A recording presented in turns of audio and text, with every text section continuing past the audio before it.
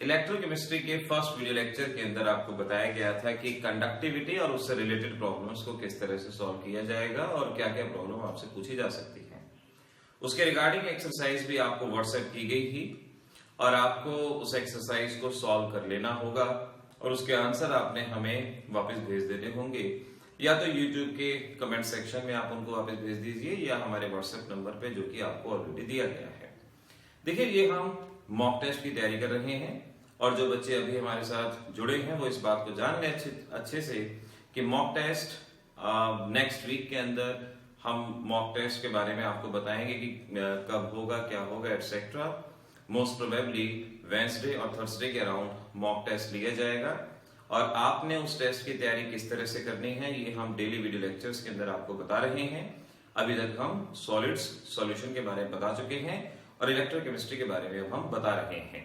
इसके बाद हम केमिकल काइनेटिक्स और सरफेस केमिस्ट्री के बारे में बताएंगे और इन 5 चैप्टर्स का पहला मॉक टेस्ट आपका रहेगा। ये मॉक टेस्ट की ब्रीफ इंफॉर्मेशन आप हमेशा ध्यान रखिएगा। आज हम इस वीडियो लेक्चर के अंदर 2 इंपॉर्टेंट टॉपिक के बारे में बात करेंगे, यानी न्यूमेरिकल्स जो इलेक्ट्रोकेमिस्ट्री में से मोस्ट फेवरेबल है। किसी भी बोर्ड एग्जामिनेशन के लिए जो मोस्ट फेवरेबल न्यूमेरिकल्स हैं इलेक्ट्रोकेमिस्ट्री में से वो नर्नस्ट इक्वेशन और फ्री एनर्जी के बेसिस पे हैं। तो आज हम वही आपको ट्रिक्स और टिप्स बताएंगे कि आप किस तरह से न्यूमेरिकल्स को सॉल्व करें। नाउ रिमेंबर, इस तरह से शायद आपको आइडिया हो, आपने पढ़ा होगा इलेक्ट्रोकेमिकल सेल को रिप्रेजेंट किया जाता है। अगर नहीं भी पढ़ा तो ध्यान कर लीजिए, न्यूमेरिकल्स में आपको इस तरह से इलेक्ट्रोकेमिकल सेल दी जाएगी। ये है left hand compartment, left hand side, इसे हम एनोडिक कंपार्टमेंट बोलते हैं, और ये है हमारी राइट हैंड साइड, इसे कैथोडिक कंपार्टमेंट बोला जाता है। तो लेफ्ट में है हमारे पास एनोड और राइट में है हमारे पास कैथोड। हमारा सबसे पहला काम होता है रिएक्शन को लिखना और रिएक्शन को किस तरह से लिखना सीखना। सबसे पहले आप एनोड की रिएक्शन लिखेंगे लेफ्ट टू राइट, यानी zinc solid forming zinc +2 aqueous left to right. इस पे चार्ज 0, इस पे चार्ज +2, कितने इलेक्ट्रॉन का लॉस होगा? 2 इलेक्ट्रॉन। हमेशा ध्यान रखिएगा, लेफ्ट हैंड साइड वाले में इलेक्ट्रॉन का लॉस होगा, राइट हैंड साइड वाले में इलेक्ट्रॉन का गेन होगा। लेफ्ट हैंड वाले में कितना इलेक्ट्रॉन का लॉस होगा? जितना चार्ज में डिफरेंस है। यहां चार्ज 0, यहां चार्ज +2, चार्ज 0, चार्ज +2, 2 का डिफरेंस, 2 इलेक्ट्रॉन का loss. Similarly right hand side left to right, इस इक्वेशन को जब हम लिखेंगे तो इस तरीके से इक्वेशन लिखी जाएगी। अब यहां गेन ऑफ इलेक्ट्रॉन होगा कितना? जितना चार्ज में डिफरेंस है, 2 का डिफरेंस है, तो 2 इलेक्ट्रॉन का गेन होगा। ये ऑक्सीडेशन हाफ रिएक्शन और ये रिडक्शन हाफ रिएक्शन। ऑक्सीडेशन का मतलब लॉस ऑफ इलेक्ट्रॉन, रिडक्शन का मतलब गेन ऑफ इलेक्ट्रॉन। तो oxidation half and reduction half equation. अब इन दोनों इक्वेशंस को हम ऐड करेंगे। ऐड करते वक्त ध्यान रखें इलेक्ट्रॉन कैंसिल आउट होने चाहिए। अगर यहां पर इलेक्ट्रॉन इक्वल नहीं है तो सुटेबल नंबर से मल्टीप्लाई करके इक्वल करेंगे। सपोज यहां 1 इलेक्ट्रॉन होता, यहां 2 होता, तो हम इस पूरी इक्वेशन को 2 से मल्टीप्लाई करते ताकि इलेक्ट्रॉन इक्वलाइज हो जाए, और इलेक्ट्रॉन इक्वलाइज होने के बाद उन्हें कैंसल, और इसे लिख लिया जाएगा zinc solid copper +2 aqueous zinc +2 aqueous copper solid. इस तरीके से ये हो गई हमारी सेल रिएक्शन, इसे सेल रिएक्शन कहा जाएगा। अब इस सेल रिएक्शन के हिसाब से आपको एन फैक्टर भी पता होना चाहिए। एन फैक्टर का मतलब नंबर ऑफ इलेक्ट्रॉन इन्वॉल्व पर reaction. Number of electron involve पर रिएक्शन।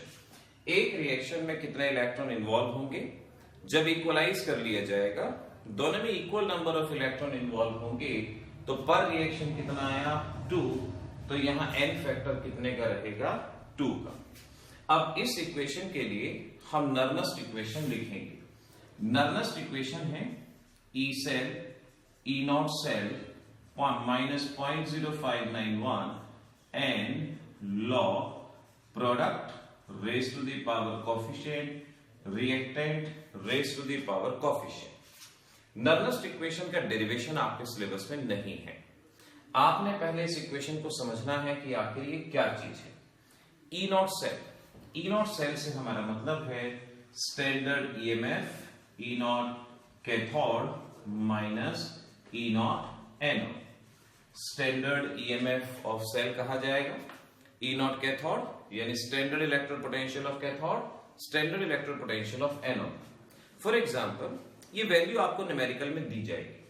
फॉर एग्जांपल यहां एनोड जिंक है तो जिंक का रिडक्शन पोटेंशियल आपको दिया जाएगा -0.76 वोल्ट और कॉपर कैथोड है 0.34 वोल्ट। ये वैल्यू आपको दी जाएगी। इलेक्ट्रोड पोटेंशियल दिया गया होगा, आपने उसको यहां पुट करना है, ई नॉट सेल निकालना है और ई नॉट सेल की वैल्यू यहां रखी जाएगी। इसे हम स्टैंडर्ड ईएमएफ ऑफ सेल कहेंगे। एन है हमारे पास, एन फैक्टर जो हमने पहले ही फाइंड आउट कर लिया है। ई सेल इसका मतलब है EMF of cell at given concentration जो आपको फाइंड आउट करना होगा। ये है प्रोडक्ट कंसंट्रेशन, ये है reactant concentration raise to the power coefficient. अब देखिए इसमें आप वैल्यूज पुट करते वक्त सबसे पहले तो इस बात का ध्यान रखेंगे अगर कोई भी सॉलिड है उस सॉलिड को आपको नेग्लेक्ट करना होगा, सॉलिड को नेग्लेक्ट करना है। अब बेसिक रीजन इसके पीछे एक्टिव मास का होता है, लेकिन न्यूमेरिकल सॉल्व करते वक्त अभी आपको वो बेसिक रीजन नहीं जानना, आपको सिर्फ इसे सॉल्व करना है। तो जो भी सॉलिड है उन्हें हम नेग्लेक्ट करेंगे, यानी यहां पर copper solid, zinc solid neglect कर दिया। Now put the value E cell is equal to E naught cell. E naught cell किसके बराबर था? ई नॉट कैथोड, कैथोड कौन है हमारे पास? Copper minus E naught anode. तो इस तरीके से हमने E naught cell cathode minus anode direct लिख लिया -0.0591 अपॉन एन। एन क्या है? एन फैक्टर जो कि हमारे पास 2, यहां वैल्यू पुट कर देते हैं।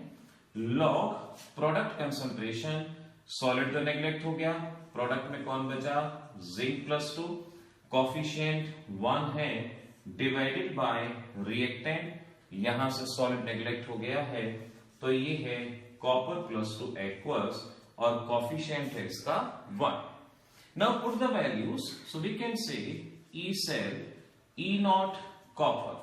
ई नॉट कॉपर गिवन होगा आपको स्टेटमेंट में, ई नॉट एनोड -0.76 और -0.0591/2 लॉग जिंक आयन कंसंट्रेशन, ये भी स्टेटमेंट में दी जाएगी जो सेल के अंदर लिखी है 0.1 कह सकते हैं आप इसे, 0.1 divided by copper ion concentration 0.01 और इसे 0.1 को सॉल्व करके आप लिख सकते हैं ऊपर क्या आएगा?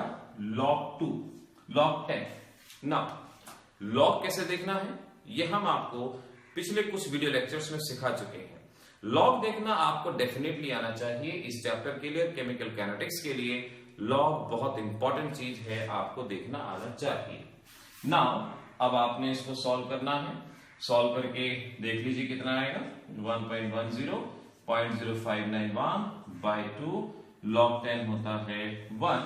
और इस तरीके से इसे सॉल्व करके हम बता पाएंगे कि ईएमएफ ऑफ सेल क्या रहेगा, वोल्ट्स इसकी यूनिट रहेगी।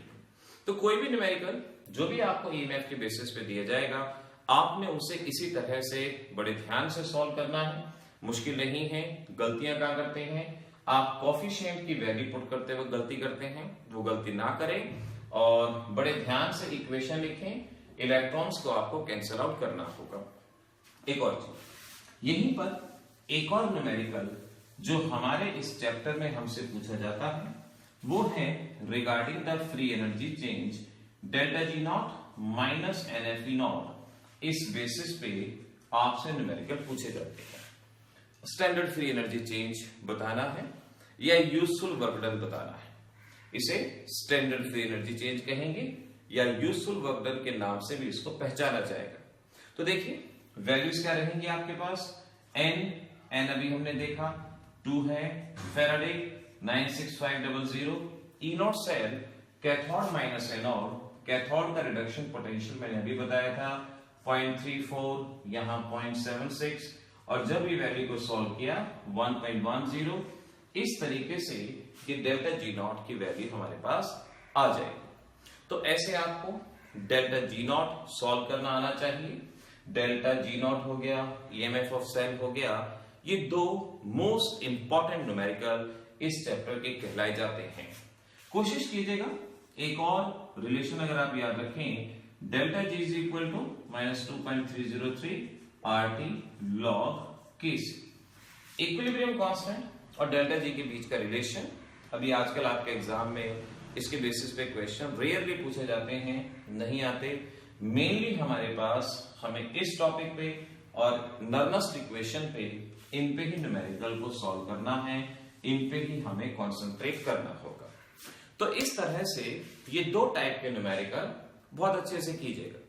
अगले आने वाले वीडियो लेक्चर्स के अंदर मैं आपको बताऊंगा कि आपको इस चैप्टर में ओवरऑल न्यूमेरिकल के फॉर्मूले क्या यूज करने हैं और उनके लिए कौन से न्यूमेरिकल्स के बारे में तैयारी करनी है। नेक्स्ट वीडियो लेक्चर्स के अंदर हम ये आपको बताएंगे। देखिए, आप जो भी आपको मैं क्वेश्चन देता हूं या व्हाट्सएप पे जो भी आपके पास एक्सरसाइज अलग से भेजी जाती है, कोशिश किया कीजिए उसको सॉल्व कीजिए, सॉल्व करके उसके आंसर हमारे पास भेजिए। आप ऐसा ना कीजिए कि आपके पास क्वेश्चन पहुंचे और आपने कहा कि हम आपको इसका सॉल्यूशन दे दें। अगर हम आपको सॉल्यूशन देंगे तो हमें ही पढ़ना है, आपने क्या पढ़ा। आप एफर्ट्स कीजिए, आप उसे ट्राई कीजिए, सॉल्व कीजिए, एक दूसरे की हेल्प लीजिए। जब बिल्कुल ही ना हो तब आप हमसे कहिए, डेफिनेटली हम आपकी मदद करेंगे। लेकिन तुरंत मैंने क्वेश्चन भेजे और तुरंत ही आपने मुझसे उसके जवाब के बारे में कहा, तो ये थोड़ा सा ऐसा रहेगा कि जो आपकी सक्सेस में बाधा रहेगा। आपको अपने सक्सेस के लिए वर्क करना है, काम करना है, और आप डेफिनेटली इस बात को कर सकते हैं। चलिए देखते रहिए नेक्स्ट वीडियो लेक्चर के अंदर, और भी हम ऐसी इंपॉर्टेंट चीजें आपको बताएंगे।